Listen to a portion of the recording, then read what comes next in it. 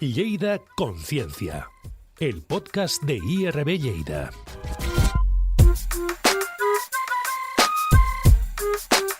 Lleida Conciencia, hoy nos vamos a centrar en el grupo de neurociencias clínicas del IRB Lleida y lo vamos a hacer junto al doctor Francesc Purroy. Ell es el jefe de servicio del departamento del Hospital Universitario Arnau de Vilanova, profesor de la UDL y además es el responsable del grupo de neurociencias clínicas del IRB. Primero de todo le damos las gracias que hoy esté con nosotros y la bienvenida al podcast. Gracias a vosotros. Cuando hablamos del grupo de neurociencias, ¿a qué nos estamos refiriendo? Bueno, el grupo de neurociencias, al fin y al cabo, es un grupo en el cual estamos representados profesionales de diferente ámbito que tienen una cosa en común, que es investigar sobre las personas que tienen un ictus. Cuando hablo de profesionales de diferente ámbito, pues estamos tanto los neurólogos como radiólogos, psicólogos, gente que está haciendo investigación más básica, como pueden ser biotecnólogos, biomédicos y también psicólogos y también personal de enfermería. Lo que intentamos es hacer o intentar profundizar con una visión global para entender mejor la enfermedad en sí y también para entender mejor qué es lo que les pasa a los pacientes y cuáles son sus preocupaciones, apoyándonos pues, en cosas que parecen un poco alejarse, como son modelos de ictus hechos en ratón. Pero a mí me gustaría que nos explicara esta línea que trabajan tantos, esa palabra que se ha puesto tanto de moda y que ustedes utilizan mucho como es la translacional, el ver tantos profesionales de diferentes ámbitos que todos trabajan con un mismo objetivo. Sí, exacto. Yo creo que aquí tenemos la ventaja que tenemos el hospital al lado, ¿no? Y al fin y al cabo las cuestiones o las preguntas científicas vienen porque estamos viendo pacientes y en algún momento de todo el proceso asistencial pues hay cosas que a día de hoy pues se podrían mejorar, sobre todo de cara a mejorar la evolución de esos pacientes.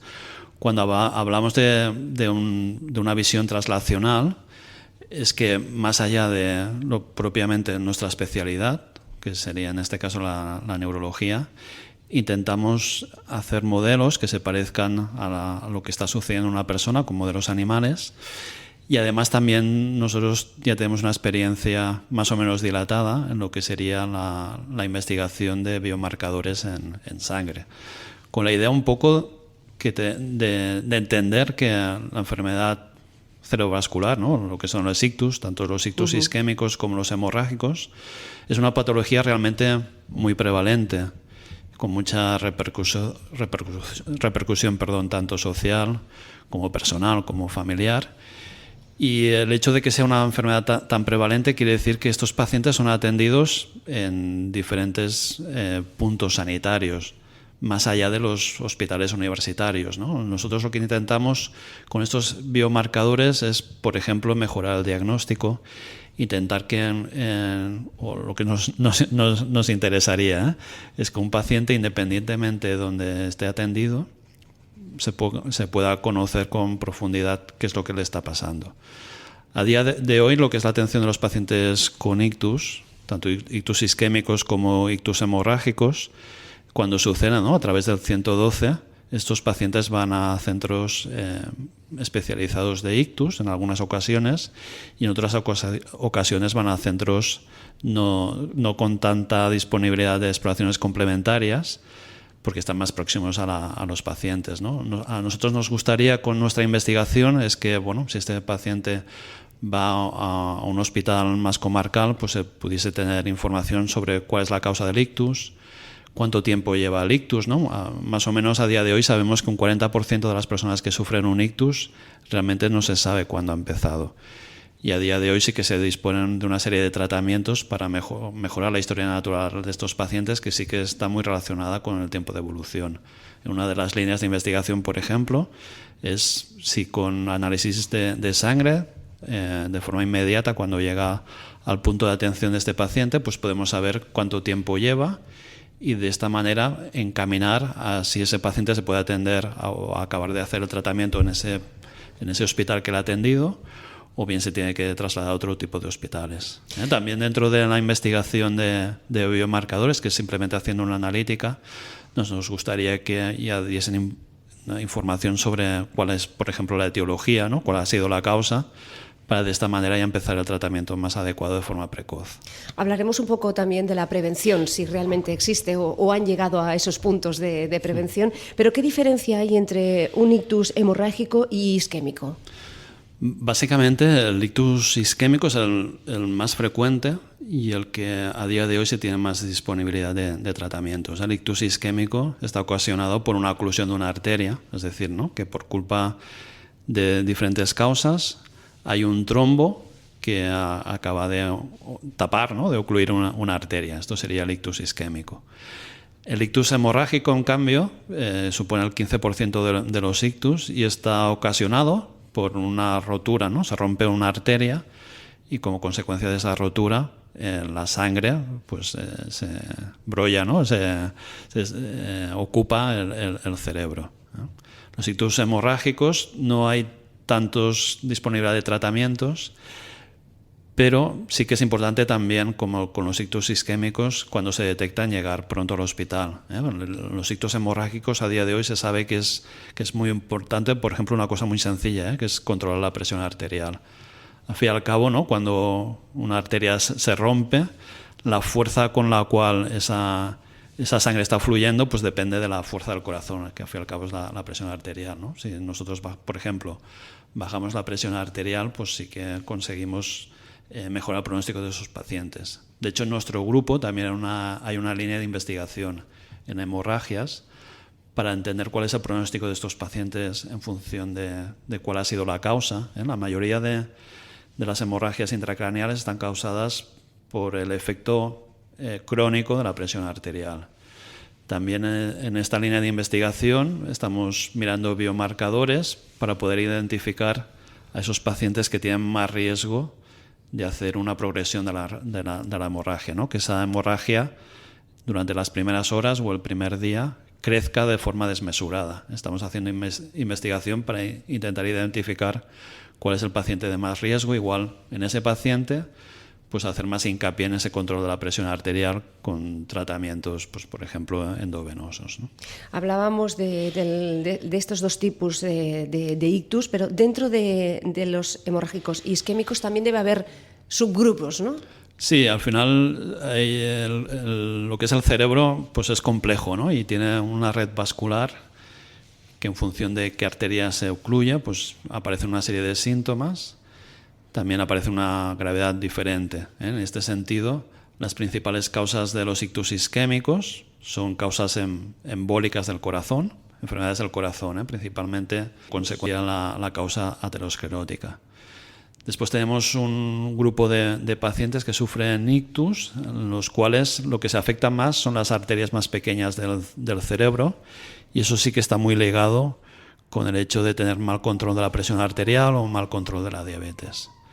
En nuestro grupo es lo que he comentado, ¿eh? Sí que hemos hecho también bastante hincapié en mejorar el diagnóstico de las causas mediante también biomarcadores, ¿no? Que es la detección de diferentes sustancias en la sangre. Esto en la fase aguda no es tan importante, pero sí que es importante de cara a evitar que ese paciente vuelva a tener un ictus. De hecho, dentro de los factores de riesgo para sufrir un nuevo ictus, el más importante es el hecho de haber tenido un ictus anteriormente.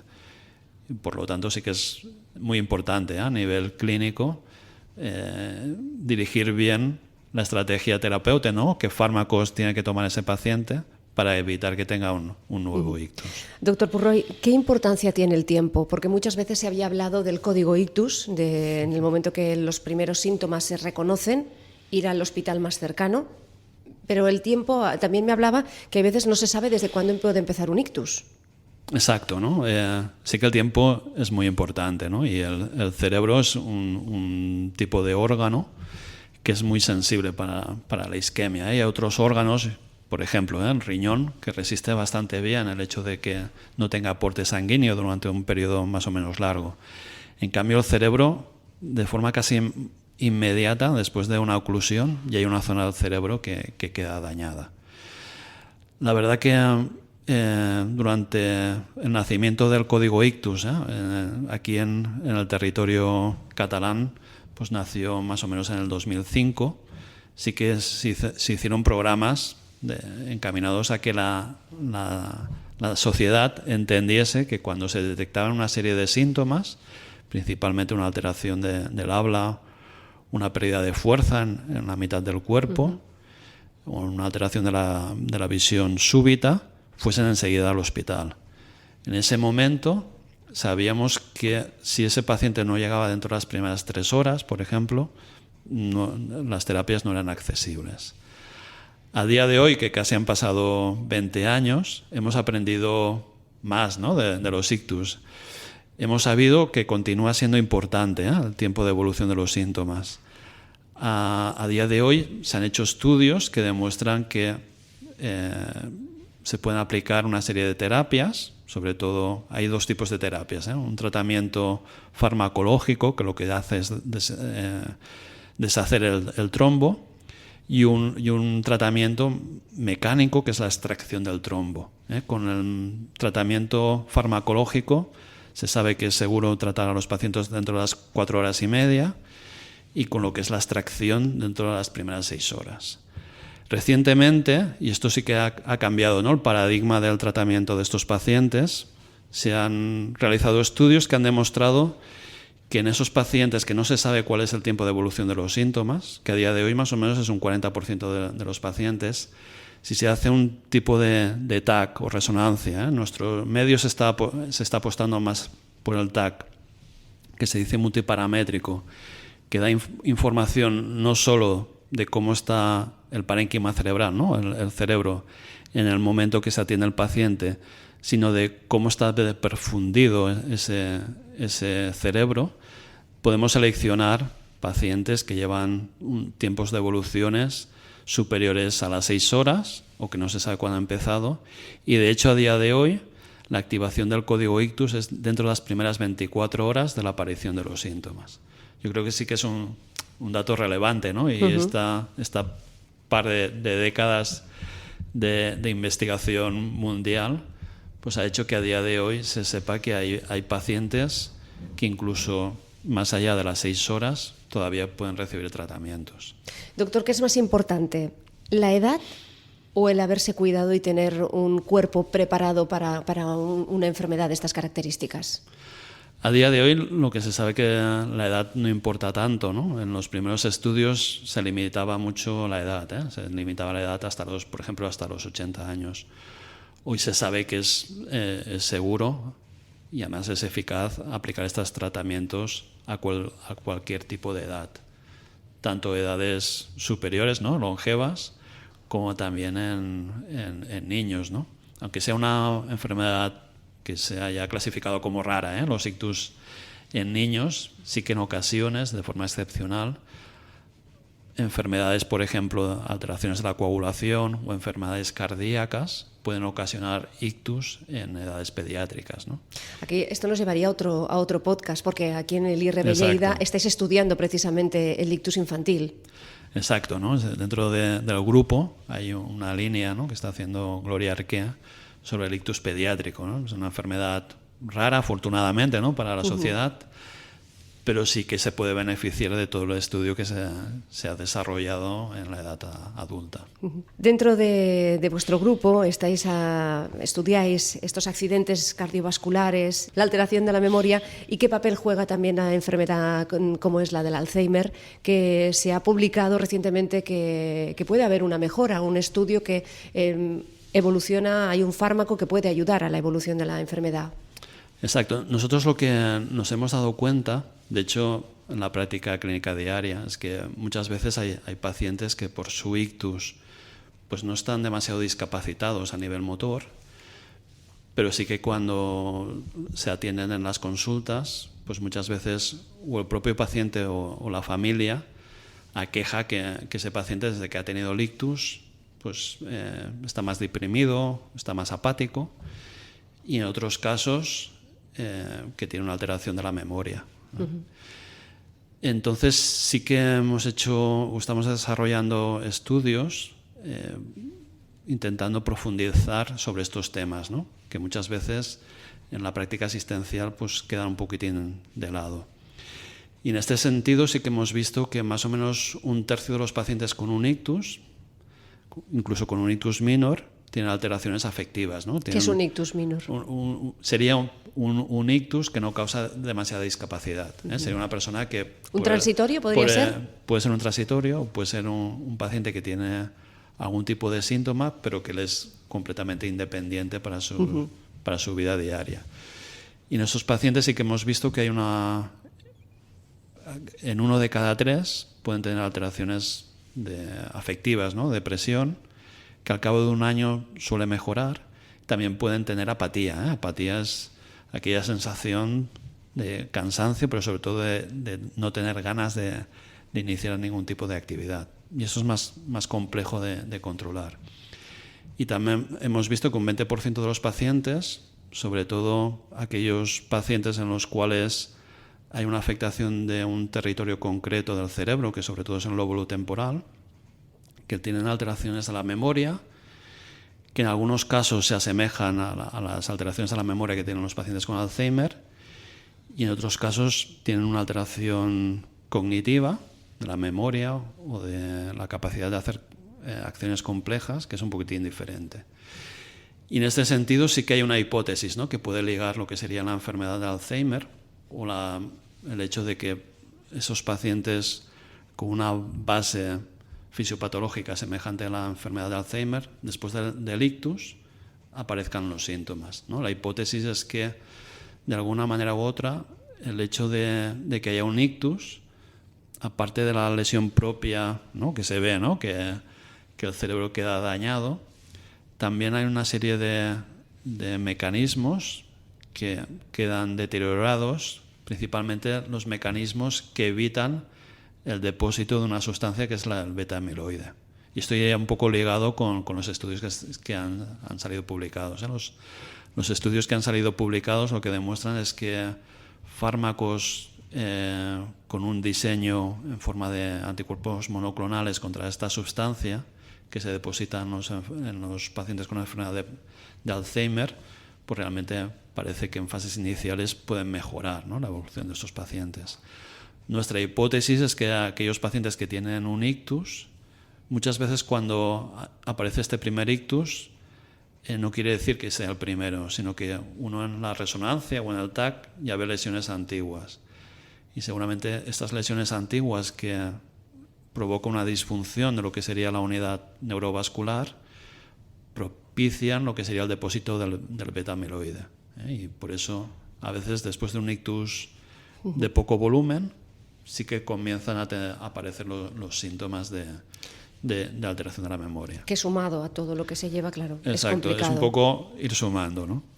Muchas veces lo que hemos entendido actualmente es que las enfermedades no están tan separadas, ¿no? Que una persona pues, puede tener enfermedad cerebrovascular que se asocia también a enfermedades neurodegenerativas y el ictus sí que es algo que de forma súbita pues cambia un poco el equilibrio que hasta entonces existía, ¿no? Y afloran igual síntomas propios de la propia enfermedad cerebrovascular o síntomas de enfermedades neurodegenerativas. Dentro del grupo, ¿qué trabajo, qué estudio está más avanzado para que ya está a punto de publicar y que podéis dar ya respuesta a esas hipótesis que vosotros planteáis? Pues realmente a día de hoy yo creo que nos hace mucha ilusión un trabajo que está haciendo una enfermera, que es Cristina García, que ella lo que está haciendo es hacer un seguimiento más exhaustivo en un grupo de pacientes para intentar detectar de forma precoz estas alteraciones que habíamos comentado, ¿no? La afectiva, la depresiva, la alteración cognitiva, y hacer como un puente más rápido con lo que sería nuestra valoración como neurólogos, también la valoración por atención primaria y también el hecho de tener un canal de comunicación más directa. Sí que hemos visto que favorece el que se controlen los factores de riesgo para evitar tener un nuevo ictus, ¿no? Después, más o menos ya tenemos la tradición de hacer estudios observacionales, ¿no?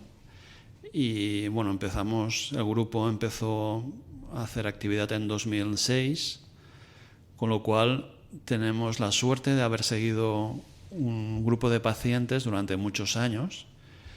Y esto sí que hemos empezado a ver cómo sí que es importante prevenir el ictus justo cuando en los primeros meses o el primer año después de haberlo sufrido, pero también estamos viendo que a lo largo de los años son pacientes que se incrementa el riesgo, por ejemplo, de sufrir episodios de cardiopatía isquémica, ¿no? Infartos de miocardio, angina de pecho o episodios de claudicación intermitente. Y que hay diferencias en función del sexo, ¿no? Me refiero a que las mujeres tienen un comportamiento, unas causas que son diferentes de la de los hombres. Hasta hace poco no se tenía tanta sensibilidad, ¿no? Se creía que, bueno, al fin y al cabo los pacientes eran como un grupo y que, bueno, parecía que era más importante la enfermedad cerebrovascular que el hecho de que fuesen de un género u otro. Y sí que hemos visto, ¿no?, que en las mujeres las causas del ictus son un poco diferentes. Suelen ser más causas cardioembólicas, que inicialmente suelen sufrir ictus más graves. Y en cambio los pacientes varones pues suele haber más importancia a los factores de riesgo vascular, ¿no? El tabaquismo, hipertensión, etc. ¿Y está avanzado? ¿Se puede saber por qué las mujeres tienen ese ictus más grave que los hombres? Básicamente por la causa. El hecho de que sean causas cardioembólicas hace que la primera manifestación sea ese embolismo. En pacientes varones lo que vemos es que es más importante los factores de riesgo vascular, sobre todo la aterosclerosis, y cuando se hacen neuroimágenes comparamos, ¿no?, la neuroimagen de hombres y mujeres, vemos que los varones ya tienen más lesiones previas. Esto igual puede ser la introducción de otro aspecto que estamos investigando, que es la tolerancia isquémica. Hemos visto que, hombre, tener un ictus es malo, que te incrementa el riesgo de sufrir un nuevo ictus, pero sí que hemos visto que si una persona tiene un ictus previo, el volumen del infarto es menor. Entonces, viendo estas observaciones, hemos indagado lo que se dice la tolerancia isquémica de nuestros pacientes. De una manera u otra, todos nosotros, ¿no?, la especie humana, tiene mecanismos para intentarse adaptar a la isquemia, ¿no?, a la isquemia cerebral en este caso. Y estos mecanismos, si uno tiene una isquemia súbita y es la primera vez, no ha tenido tiempo de desarrollarlos. En cambio, hemos visto que aquellos pacientes que ya han tenido un ictus previo, sobre todo un ictus transitorio, pues parece que se adapten mejor. Entonces, sobre este hecho sí que hemos hecho investigaciones en ratones, que es más fácil, ¿no? Y sí que hemos visto, ¿no?, que si nosotros hacemos como ictus transitorios antes de un ictus definitivo, ese ratón tiene volúmenes de infarto más pequeños que si directamente se le hace una oclusión de una arteria. Entonces, bueno, esto es interesante, pero a la práctica clínica, bueno, parece que hay un gap, ¿no?, para poderlo aplicar. Entonces, lo que hemos visto es que en cardiopatía isquémica se ha visto que esto de tener un ictus previo, ¿no?, en este caso una angina antes de un infarto, pues es lo mismo, pero sí que en este sentido los cardiólogos en modelos animales vieron que si uno provocaba, ¿no?, como isquemias en un brazo, una extremidad de un animal, después el infarto era menor. Incluso si mientras se hacía la oclusión coronaria se hacía este estímulo de isquemia reperfusión en una extremidad, también el infarto era menor. Nosotros hemos replicado estos estudios primero en ratón y sí que hemos visto que mientras se está haciendo la isquemia en el cerebro, si paralelamente se está haciendo ciclos de compresión-descompresión de la rata del ratón, el volumen de infarto es más pequeño. Viendo estos resultados y atendiendo que otros grupos ya habían hecho estudios preliminares, lo que hemos planteado es un ensayo que es en pacientes que se están desplazando en ambulancia, en los cuales se ha activado el código ictus, hacer este estímulo de compresión, descompresión en un brazo con un aparato que ya controla, ¿no? Lo que es al fin y al cabo es como poner un aparato de presión arterial en el brazo y hacer ciclos de compresión, descompresión hasta que el paciente llega al hospital y en algunos casos durante su estancia en el hospital, con la idea de que de esta manera reducir el infarto cerebral y favorecer esos mecanismos endógenos que todos nosotros tenemos para adaptarlos a la isquemia cerebral. Estos mecanismos, o nuestra teoría, o lo que hemos visto en nuestros modelos de ratón, es que cuando se hace este estímulo se incrementa la perfusión cerebral y también mediante este estímulo se reduce la inflamación relacionada con el infarto cerebral. Y es en este sentido que estamos haciendo este tipo de ensayo. Doctor Purroy, ¿algún día, porque ya lleva muchos años investigando el ictus y durante los últimos 20 de una manera muy, muy activa y que ha cambiado y nos ha ayudado todo lo que ha avanzado, la técnica, la ciencia, ¿algún día se podrá recuperar 100% una persona que ha padecido un ictus? Bueno, esta es una gran pregunta. Seguramente para llegar a esta fita, seguramente no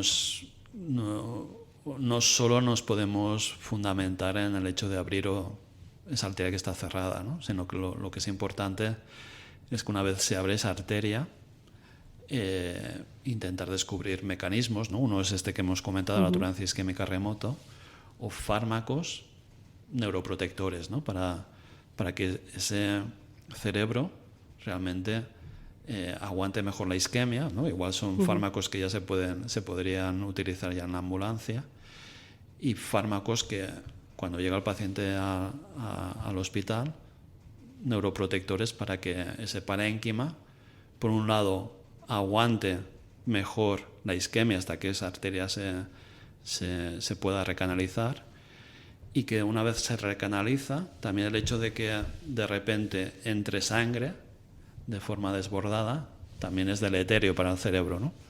Yo creo que la clave es intentar descubrir fármacos de estas características, ¿no? Seguramente igual de aquí 30 años, pues bueno, igual la gente entenderá mejor, la sociedad entenderá mejor lo que es la enfermedad. Nosotros hemos visto, también hay un estudio hecho por compañeras enfermeras que afortunadamente con los años la gente entiende mejor la enfermedad, sabe cuáles son los factores de riesgo. Seguramente dentro de 30 años pues igual técnicas como la trombectomía ya se podrán desarrollar en más hospitales y de hecho el acceso a la recanalización será más universal, pero seguramente en lo que queda, ¿no? Dentro de 20 años lo ideal sería encontrar este tipo de estrategias o fármacos neuroprotectores, ¿no? Para que el cerebro aguante mejor la isquemia y también aguante mejor el fenómeno cuando la arteria se abre. Doctor Francesc Purroy, jefe de servicios del departamento del IRB Lleida y también del Hospital el Hospital Universitario Arnau de Vilanova, profesor de la UDL y en este caso también el responsable del grupo de neurociencias del IRB. Muchísimas gracias por estar hoy con nosotros en Lleida Conciencia. Gracias a vosotros. Lleida Conciencia, el podcast de IRB Lleida.